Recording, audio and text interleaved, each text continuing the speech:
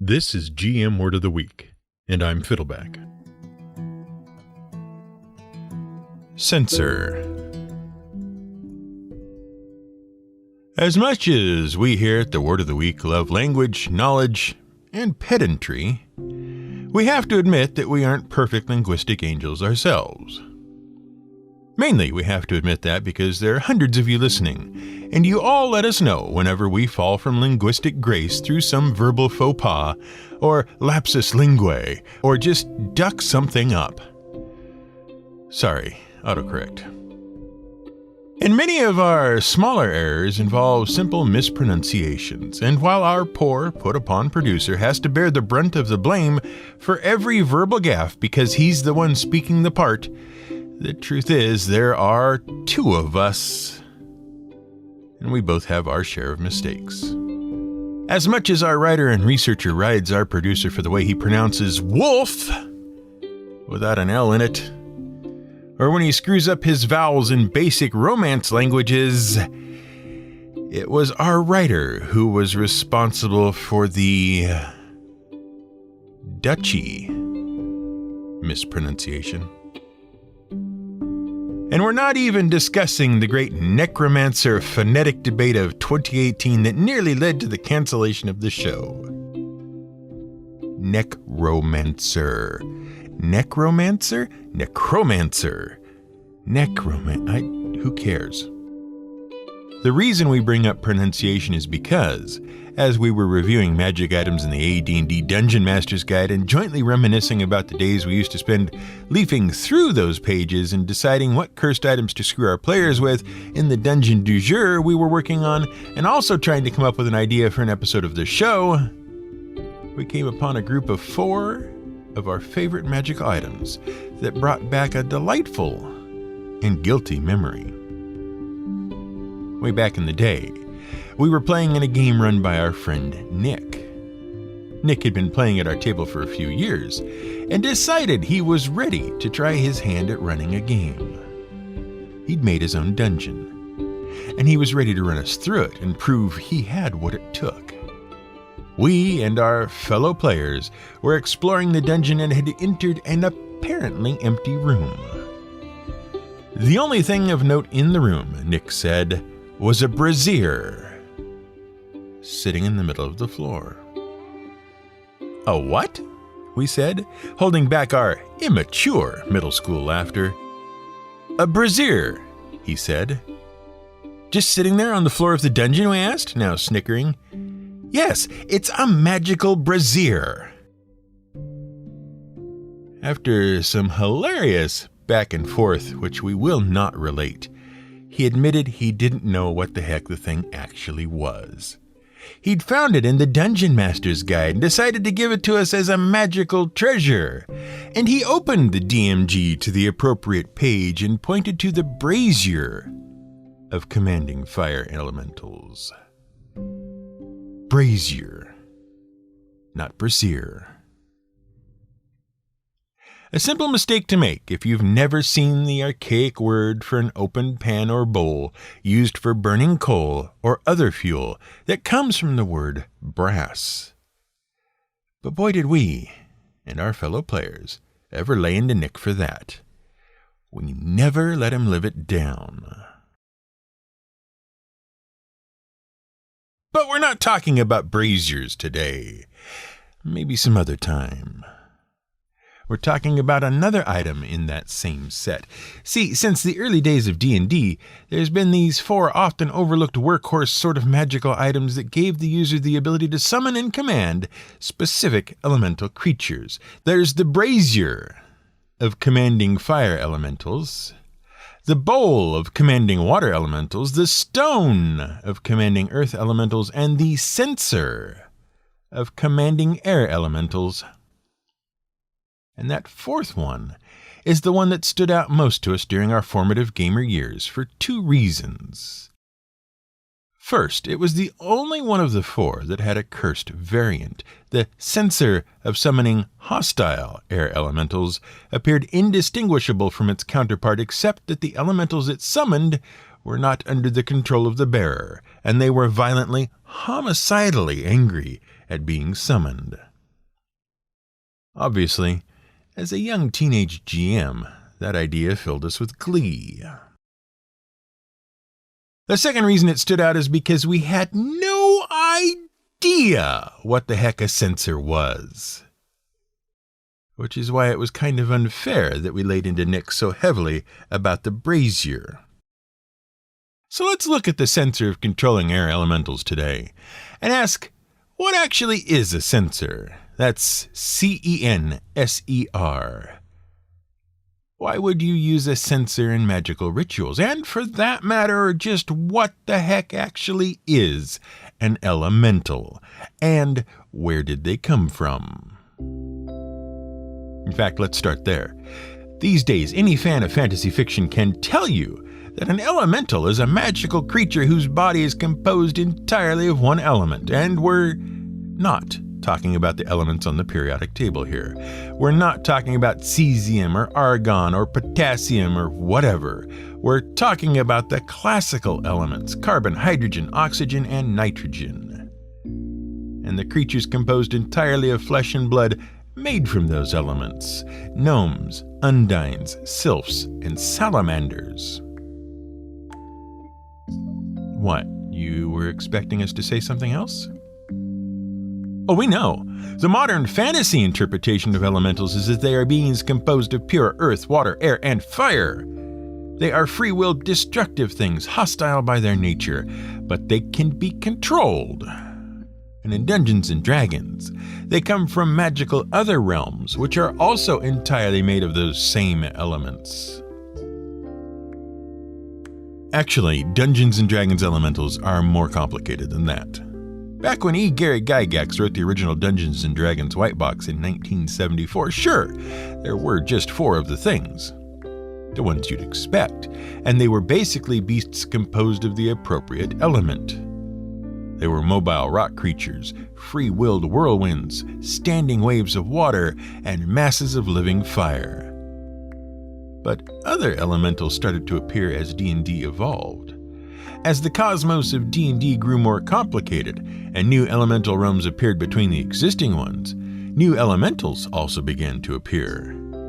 These included para-elementals, which were fusions of 2 elements like magma, ice, steam, and ooze, and they included quasi-elementals, which were formed of elements infused with so-called positive or negative energy, and included elementals of lightning, mineral, radiance, steam, ash, dust, salt, and vacuum. And then other creatures started to appear, like elemental larvae and elemental weirds, which were basically just elementals, but different.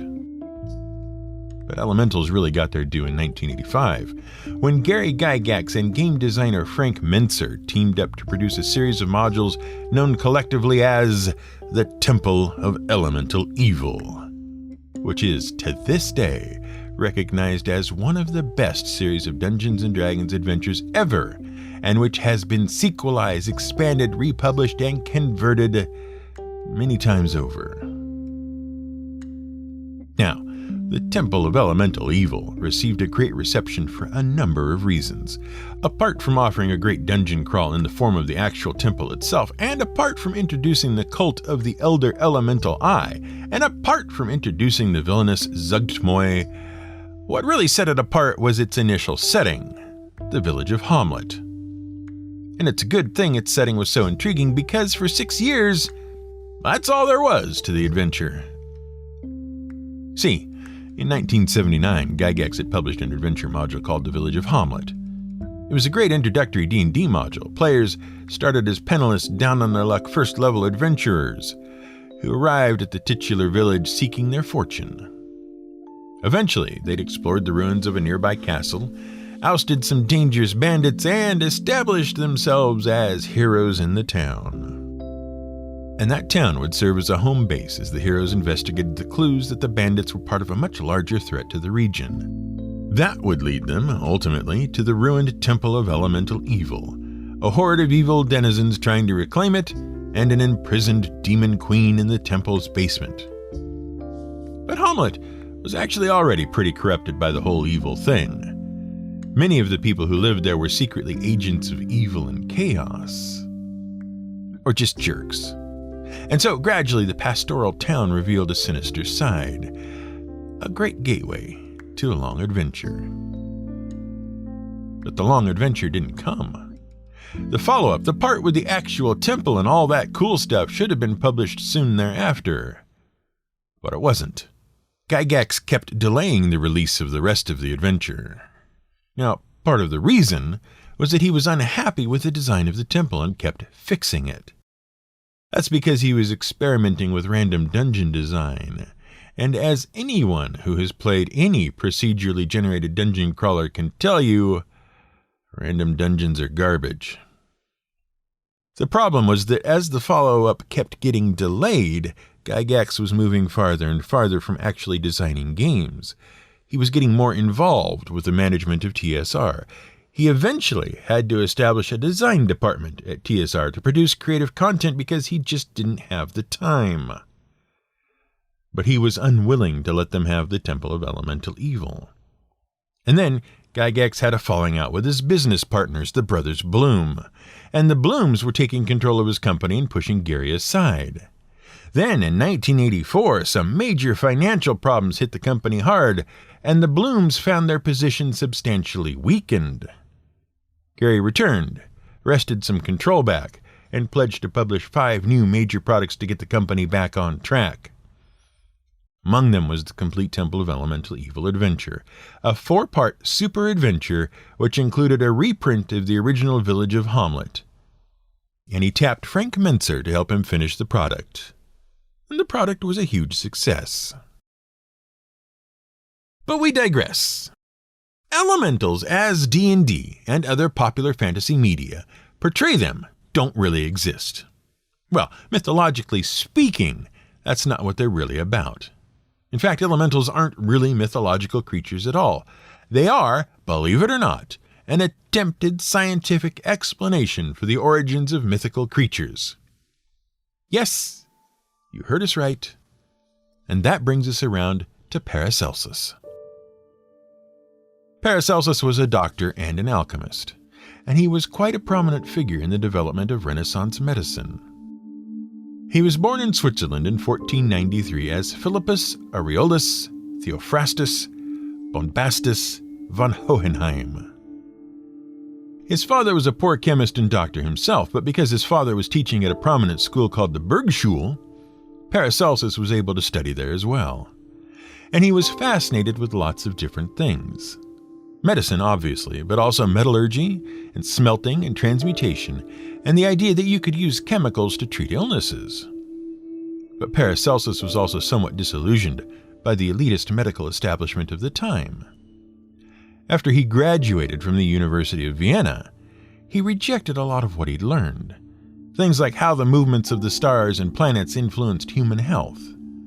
And he took the nickname Paracelsus to indicate he was better than Celsus, beyond Celsus. Who was Celsus? Well, that would be Aulus Cornelius Celsus, a 1st century Roman doctor who established a lot of the medical theories in practice in the medieval period. After leaving college, Paracelsus traveled across Europe and even into Russia and Arabia and Israel, and he dedicated himself to learning everything he could, from everyone. He respected all knowledge equally. He assumed that the crazy old midwife or hedge witch with her weird herbs actually knew a thing or two about treating illnesses, even though established doctors of the time would call that insane. He assumed the common barber actually knew about blood and body fluids, even though he'd never been to medical school. And he was especially enamored of alchemy.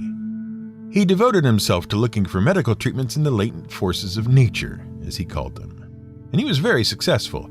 He was the first doctor to clinically describe syphilis and to treat it with mercury.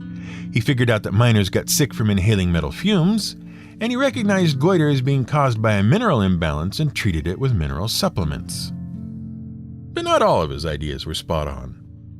He also thought that you could cure someone with diluted forms of the things that made them sick, and thus became the father of homeopathic quackery. And he also thought gnomes and undines must be real, since so many people believed in them. And that's where our concept of elementals comes from. See, according to Paracelsus, since so many people told stories about mystical creatures, there must be something to them. But what? How could they exist? Well, they must be flesh and blood to exist at all, but they must also be fundamentally different from humans. And he theorized that each of those weird other creatures had flesh and blood composed of just one element.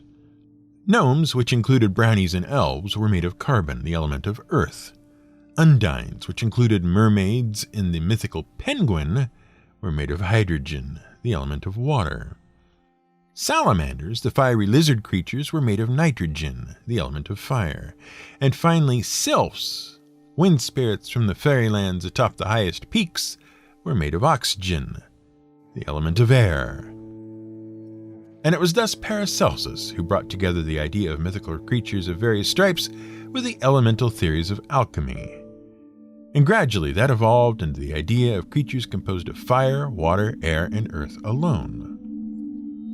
So that explains elementals. But what the heck is a censer?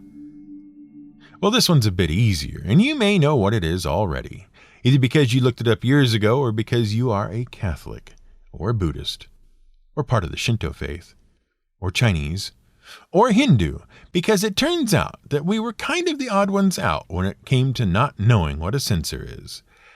A censer, also called a thurible, is a vented container for the burning of incense. They can either be freestanding or they can be suspended from a chain, and these days, the word censer is usually used specifically for an incense burner that's intended for a spiritual or religious purpose. Otherwise, it's just called an incense or perfume burner. Now, incense has been around a long time, and it has long been associated with spiritual, mystical, and religious rites. Incense is primarily composed of grains of resin mixed with spices that burns with a fragrant odor. Powdered incense can be sprinkled on burning coal or other fuels. Incense can also be caked together or coated in a fuel source to allow it to burn on its own. For example, in the form of incense cones or incense sticks. The earliest incenses were made of resin extracted from trees found in the Arabian and Western African coasts, and they were very popular in ancient Egypt. These incenses were little more than balls of tree resin. They were often burned during ceremonies to the gods, especially those that involved preparing the dead for burial. Apart from counteracting the foul odors that are involved in preparing a dead human for interment, it was believed that the fragrant smoke would also drive off evil spirits, appease the gods, and carry the soul of the departed away. The Babylonians picked up the use of incense from the Egyptians, and they thought the fragrant smoke would carry their prayers and appeals to the gods above.